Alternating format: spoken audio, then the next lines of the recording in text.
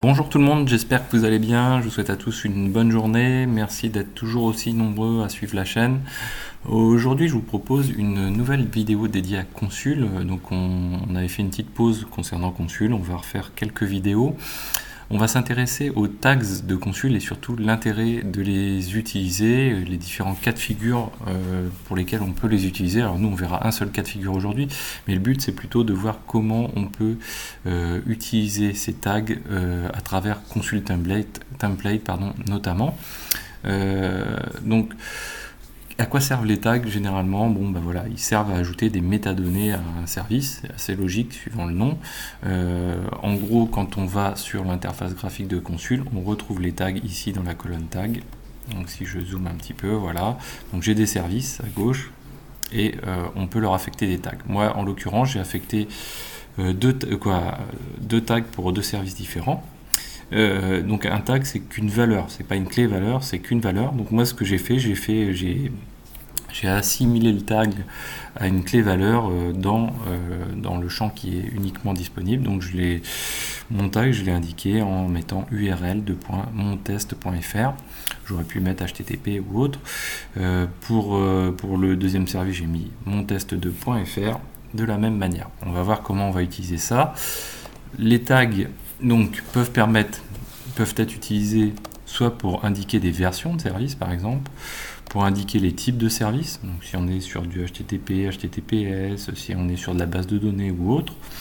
Ça permet aussi, donc on va le voir dans notre exemple par exemple, de prédéfinir des URL et de faire en sorte qu'on va renseigner auprès de certains outils comme des reverse proxy, ou là on va faire avec HAProxy qui est plutôt load balancer mais aussi reverse proxy, faire en sorte qu'on ait une conf qui s'enregistre de manière dynamique sans qu'on y touche, et c'est Consul via Consul Template qui mettra à jour la configuration de l'outil sans downtime, sans arrêt de service et sans intervention sur les fichiers de configuration. Donc on a une auto-modification qui est réalisée des fichiers de configuration. Ça permet aussi de préciser les environnements sur lesquels on travaille, production, stage, recette, stage, développement, etc. Alors, comment faire? Donc il y a plusieurs manières de faire pour utiliser Consul, en tout cas dans tous les cas de figure. C'est vrai que ça, on l'a pas trop abordé dans les différentes vidéos qu'on a eues précédemment. On a surtout utilisé une méthode pour le faire, c'est-à-dire via donc l'enregistrement là on parle de l'enregistrement des services. Lors des précédentes vidéos, ce qu'on a fait, on l'a fait via l'édition des fichiers présents à côté de chacun des services, sur chacune des machines qui disposent d'un agent Consul. Globalement, c'est la méthode que je recommande et que je considère un petit peu comme la meilleure. Ça permet d'avoir des fichiers sur chacune des machines. Donc déjà, si on se rend sur une machine, on peut retrouver les éléments. On n'est pas obligé de se rendre sur la registrie pour avoir les informations. Ça permet aussi du coup d'avoir un système un petit peu de sauvegarde, de backup. Ça permet aussi de déployer avec Ansible Consul, mais tout en gardant une trace côté machine, donc c'est plutôt assez sympathique. Donc là je vous remets le lien concernant les services pour pouvoir voir comment on déclare les tags au niveau d'un service. Qu'est-ce qu'on a d'autre encore? On peut aussi faire une modification d'un service, ou en tout cas un ajout de service, un ajout des tags en l'occurrence, via l'API Consul. Donc dans ce cas-là, on passe un curl avec un put pour pouvoir pousser les informations. On peut le faire, et nous c'est comme ça qu'on va le faire dans notre exemple, pour découvrir une autre méthode via le module Consul de Ansible, qui lui est assez bien fourni. Donc c'est celui-ci. Vous avez déjà pas mal d'options disponibles. Et ça permet de couvrir toutes les choses, et notamment de pouvoir déclarer des tags. Donc je sais pas si je l'ai là, l'exemple des tags, s'ils le mettent. Voilà, tags, ici, on peut en passer plusieurs. Alors ça, j'ai oublié de le dire, les tags, on peut en passer autant qu'on en veut par service. Donc ça, c'est plutôt assez sympathique. L'autre méthode, la dernière méthode, c'est par des librairies applicatives, tout simplement. Donc Java le permet, comme d'autres librairies, comme d'autres d'autres langages pour pouvoir que les applications s'auto-déclarent auprès de Consul directement et créent leur propre service directement. Alors, donc quand on regarde le fichier de configuration, si on veut voir par rapport à ce qu'on avait lors, je ne sais pas si on l'avait fait, on va regarder rapidement. Ici, mon service, voilà. Donc, voilà. Donc là, c'était un exemple de ce qu'on avait réalisé déjà auparavant. Vous voyez, quand on utilise le fichier local, on déclare donc un service. Et quand on déclare un service, on peut lui ajouter un tags qui est finalement, vous voyez, donc entre crochets. Donc c'est une liste qu'on peut renseigner, on peut en mettre autant qu'on le souhaite. Là, nous, c'est pas de cette manière-ci qu'on va fonctionner. On va fonctionner donc avec notre HA proxy et directement via notre Ansible. Donc pour faire ça, ce que j'ai fait, j'ai déployé une stack entière où on a un HA proxy, donc un load balancer, qui est joignable ici sur le 172.37.1.2 sur le port 8000. Donc si on regarde ce qui a été déployé, ça va être plus simple comme ceci.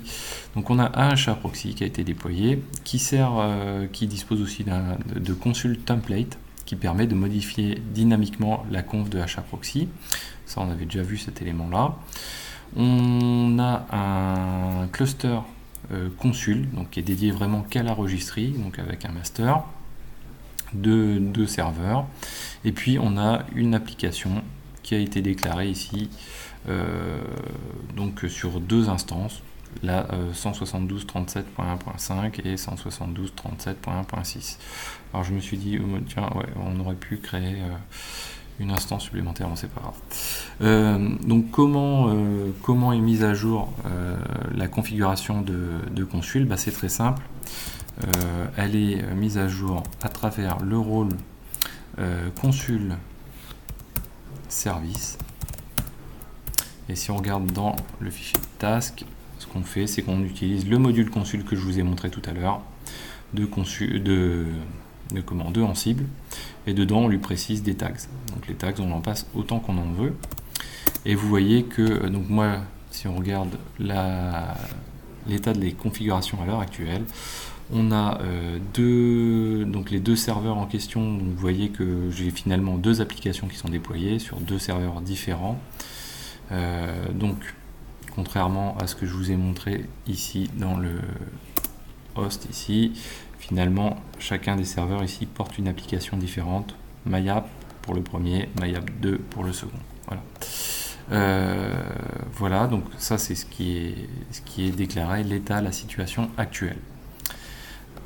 Tout ça, donc moi je l'alimente par les hosts var des machines applicatives. Si je regarde le 5, par exemple la machine 5, vous voyez que je déclare donc un service Consul qui se nomme MyApp. Il est en statut présent sur le port 5000 et ici j'ai ajouté un tag url:/montest.fr. J'ai fait la même chose sur la deuxième machine applicative et celle-ci elle porte le service MyApp2 et montest2.fr. Voilà, donc rentrons maintenant dans le vif du sujet. On va se rendre sur la machine HA proxy. Donc on est ici sur la machine HA proxy, donc si je fais un less/etc haproxy.cfg, qu'est-ce qu'on a? On a une configuration de HA proxy. On a un seul serveur qui est déclaré, puisqu'en fait, ce qui se passe, je suis reparti de la configuration par défaut, et le playbook que j'ai fait par défaut, et le but c'était d'avoir simplement une configuration qui s'enregistre dynamiquement, mais finalement elle n'est pas si intéressante que ça, ma configuration. Pourquoi? Si on regarde le Consul template, donc j'ai aussi un Consul template qui est déclaré installé au niveau de la machine, et dans le Consul template on a toujours donc un template, ça on l'a déjà vu, donc moi il se nomme haproxy.tmpl, et dans ce template, donc c'est bien, c'est qu'en fait mon pool de serveurs pour faire le load balancing se renseigne automatiquement. Donc si j'ai un nouveau serveur qui rentre dans le pool et que je déclare pour le service MyApp, il viendra s'enregistrer. Donc ça, c'est plutôt assez sympathique. Néanmoins, c'est pas tout à fait suffisant. Pourquoi? Parce qu'en fait, là, tel qu'est fait mon template, vous voyez que finalement, je ne suis fait que pour utiliser une seule application qui se nomme MyApp. Je ne gère pas de vhost, donc d'URL d'entrée. Donc c'est assez pauvre finalement pour une vraie utilisation, on va dire, en production de quelque chose de relativement dynamique où finalement on n'aurait pas d'intervention à réaliser, n'est-ce pas? Voilà. Ce qu'on va faire, nous, c'est que l'on va, on va se rendre dans notre présentation. Et voilà ce que je vous propose comme modification. Donc là, on va la regarder dans le détail. Elle est assez velue. C'est du Jinja, alors pas complètement. C'est du Consul template dans le texte. C'est pas forcément évident à lire. Alors, première chose à faire, nous ce qu'on veut, c'est modifier le front-end. Comme je vous disais tout de suite, nous ce qu'on veut, c'est avoir un front-end, mettons, unique, ou en avoir plusieurs. Un front-end qui va écouter sur le port 80, on pourrait faire du 443 avec un certificat, c'est pas le souci.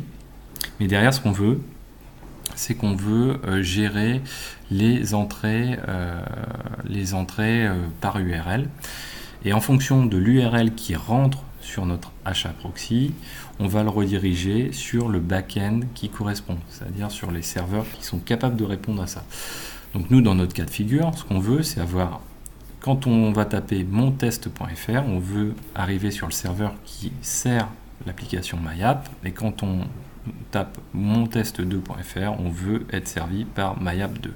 Donc vous voyez que déjà, il nous faut deux entrées, deux fronts. Deux gestions d'ACL, pardon. Donc, c'est-à-dire le front ici, lui, il va rester statique, mais ce qui est en dessous ici, lui, il doit être dynamique et il doit prendre en compte tous les nouveaux services qui vont être déclarés dans Consul, donc tous ces services-là, sauf Consul. Donc là, c'est ce qu'on a fait ici. Donc on dit, voilà, on commence à range sur la liste des services intégrales, mais si, uniquement si le service n'a pas un nom qui contient Consul, qui est Consul plutôt. Ensuite, si c'est le cas, qu'est-ce qui se passe? On va écrire ACL front underscore le nom du service. Donc là, du coup, on va avoir déclaré un ACL au niveau de HAProxy, front underscore MyApp par exemple. Ensuite, on utilise le filtre par le host via le domaine avec le -i et on applique un autre range ici. Et ce range, qu'est-ce que ça va être? On va regarder tous les tags et quand on va trouver un tag qui contient, donc avec un filtre regex dessus, donc là on fait un range sur tous les tags. Pour chaque tag, donc c'est le point, on va utiliser, on pipe et sur chacun des tags on va appliquer la regex replace all et on va chercher donc tout ce qui commence par URL 2 points et on va capturer tout ce qui est après. Ça tombe bien, nous si on capture tout ce qui est après l'URL 2 points, on va capturer montest.fr ou montest2.fr. Et donc cette capture, c'est ce qu'on va retourner. Donc on va dire on retourne $1 puisqu'on est en replace all, on a capturé $1 ici, donc on le reporte.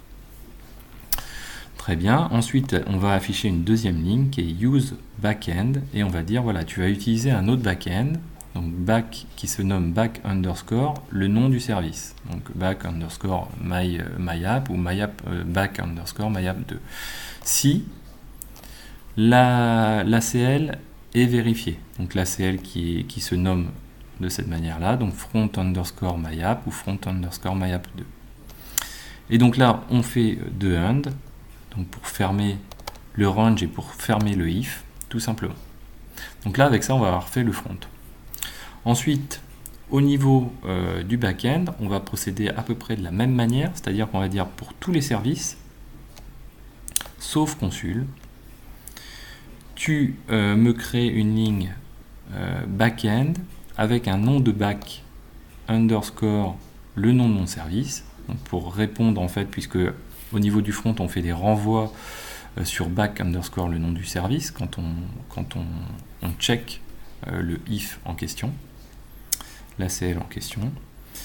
Et derrière, on va créer une variable qui se nomme $service à partir du nom du service. Ensuite, quelque chose qui est fixe, c'est-à-dire mode HTTP, ça on va l'afficher, option HTTP server close éventuellement, et balance round robin. On ouvre ensuite un autre range, dans le range de service, et dans ce range, qu'est-ce qu'on va faire? On va dire, tu ranges tous les éléments du service qui se nomment $service, donc qui se nomme là, par exemple, donc ce sera mon myapp ou myapp2.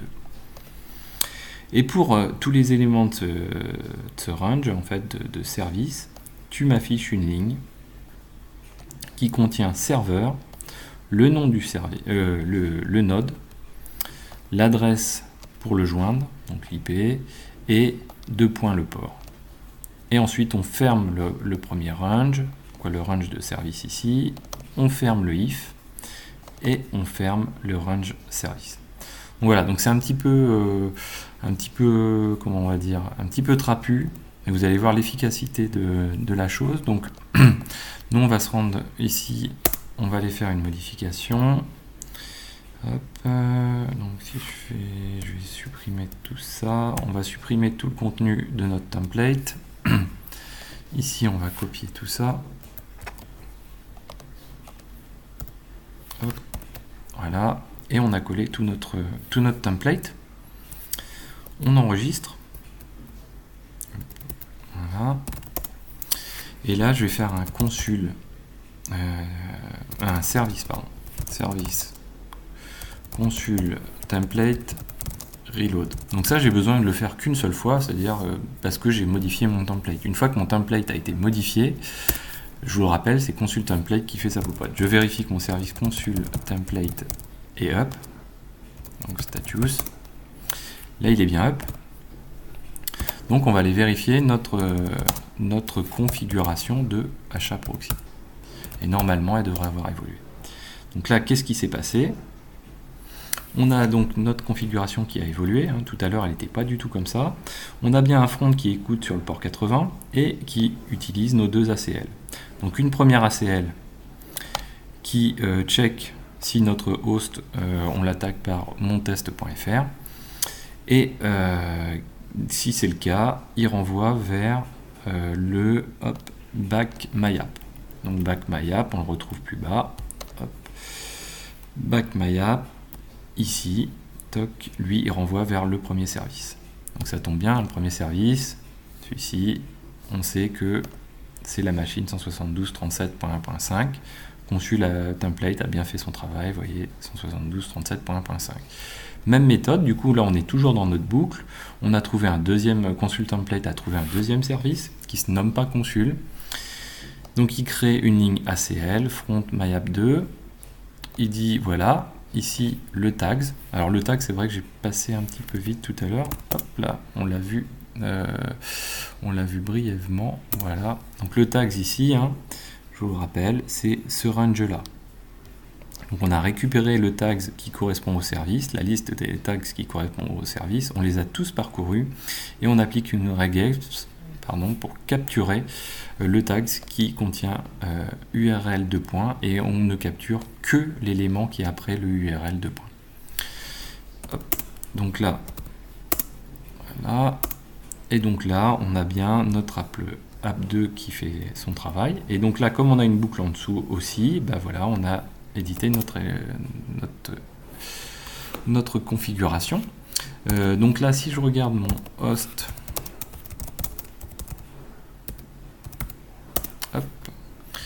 j'ai été déclarer mes deux services ici.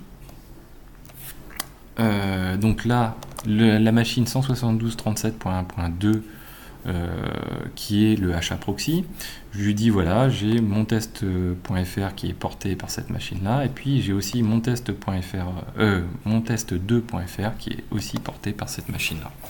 Donc du coup on va pouvoir tester. Donc là, on arrive sur le port, on va faire mon test. Mon test2.fr par exemple, voilà, et vous voyez que ça fonctionne très très bien. Mon test2.fr fonctionne, j'arrive sur la machine Oki Deb VM Park 5 qui est la deuxième machine applicative en fait, et si je fais mon test tout court.fr, je tombe sur l'autre machine. Donc on a bien quelque chose de fonctionnel, vous voyez. Donc ça c'est un premier intérêt pour les tags, quelque chose de plutôt pratique en fait, je trouve. Et donc ce qui veut dire aussi, si on rajoute une machine applicative, alors je vais pas vous faire la démo parce que ça va durer vraiment quand même un petit peu plus longtemps, mais si on rajoute une machine applicative avec notre Ansible, qu'on la tag avec URL et puis l'URL qu'on souhaite lui apporter, elle va automatiquement se renseigner dans HAProxy sans modification de la configuration de HAProxy à la main ou par Ansible. Ce sera Consult-Template qui le fera directement. Voilà. Donc à la rigueur, on peut peut-être même faire une petite modif. Ouais, on va faire une petite modif rapide, juste pour la démo. Donc là, on va se remettre ici. Donc moi, ce que je vais faire, c'est dans un premier temps, hop, ici, je vais dire que je vais supprimer le service MyApp2 de la deuxième machine. Donc là, je vais relancer juste, j'ai un tag -t service. Hop, voilà. Donc on relance ça. On va voir si ça marche. Hein. Voilà, toc. Ici, normalement, la machine doit être sortie du pool. Voilà. Donc là, j'ai plus qu'une seule machine de répertorier dans ma registrie. Et là, ce que je vais faire, c'est que je vais retourner éditer mon fichier. Et lui, je vais lui dire, hop, export le service MyApp. Et donc, elle est présente. Et lui, il est porté par montest.fr. Voilà, donc là, ça devrait fonctionner. On va quand même tester. Oh, il y a peut-être une petite modif à faire avant. On va voir. Donc là, j'ai bien, normalement, maintenant, je dois avoir... Donc là, vous voyez que pour l'instant, j'ai qu'une seule machine dessus. Hop, si je rafraîchis, j'ai deux machines. Les deux sont up. Voilà, donc on va aller voir ce que ça a donné au niveau de HAProxy. C'est vrai que j'avais pas prévu de faire ça. Hop, voilà, donc là on va aller voir notre conf HAProxy. Qu'est-ce qu'elle a eu notre conf HAProxy? A priori ça a bien fonctionné. Donc vous voyez qu'on n'a plus la deuxième entrée, la deuxième ACL. On n'a plus que ce qui rentre vers montest.fr, qui est renvoyé vers le back MyApp ici. Et vous voyez qu'en back-end, j'ai plus que le back MyApp qui est présent et surtout, j'ai deux serveurs qui répondent. Donc en fait, si je me rends sur montest.fr maintenant, vous voyez qu'ici, là, je retournais tout à l'heure qu'une seule machine, le Oki Deb VM Park 4. Si je rafraîchis, je bascule de la 4 à la 5 sans problème. Je vais zoomer un petit peu. Hop, voilà. Je bascule de la 4 à la 5 sans problème. Donc vous voyez, là, c'est vraiment dynamique parce qu'on a été vraiment modifié aucune configuration de HAProxy. C'est Consult-Template via le tag qui a été faire les choses. Voilà, donc je vais m'arrêter là pour aujourd'hui. On verra aussi voilà, comment on peut utiliser aussi le module Key-Value de Consul pour faire en sorte que nos certificats soient stockés dans Consul et plus stockés localement. Et c'est Consul Template aussi qui aura renseigné les fichiers de certificats par exemple, ce qui permet de modifier beaucoup plus rapidement tous les certificats qu'on peut avoir sur une infrastructure. Voilà, donc je vous dis à très bientôt sur Xavki.